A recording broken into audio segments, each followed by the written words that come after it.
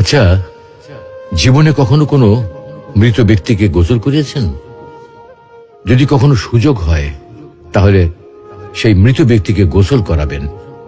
তখন খুব কাছ থেকে দেখবেন মৃত মানুষের দেহটা কতটা অসহায় লাগে, মৃত্যুর পরে মানুষের দেহ কতটা ভয়ের কারণ হয়ে দাঁড়ায়। সুযোগ পেলে রাতে লাশটা পাহারা দেবেন, তখন বুঝতে পারবেন প্রিয় মানুষটার লাশ রাতের বেলায় আপনার কাছে কতটা অদ্ভুত লাগে, কতটা ভয়ের কারণ হয়ে ওঠে, কতটা আতঙ্কের কারণ হয়ে যায়।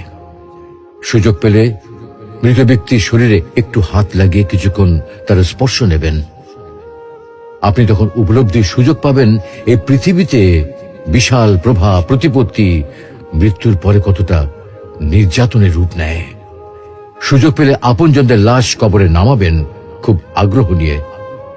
শেষবারের মতো মৃতদেহের মুখটি একবার দেখার চেষ্টা করবেন এবং বারবার উপলব্ধি করার চেষ্টা করবেন এই মৃতদের সাথে অনন্তকালের যাত্রার পথে এটাই আপনার জীবনের শেষ দেখা।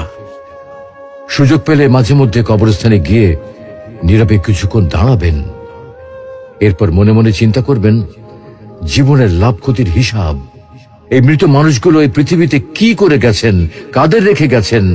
যাদের রেখে গেছেন তারা কি কখনো এই মৃত মানুষগুলোকে স্মরণ করার জন্য কবরস্থানের আশেপাশে একটি বারের জন্য কি দেখতে আসে? আমাদের জীবনটা বড় অদ্ভুত, বৈচিত্র্যময়। আমরা এর জন্য ওর জন্য, ধন সম্পদের জন্য, ঐশ্বর্যের জন্য, বাড়ি গাড়ি টাকা পয়সার জন্য কত না মায়া দেখাই, আগ্রহ দেখাই, আরো চাই আমাদের। অথচ এই জীবনে আমরা মৃত্যুর কথা না ভেবে, পরকালের জবাবদিহির কথা না ভেবে কিভাবে আরো সম্পদ অর্জন করতে পারি সেই চিন্তায় বিভোর থাকি। হায় রে জীবন, এখনো সময় আছে, ফিরে আসুন মহান রবের দিকে।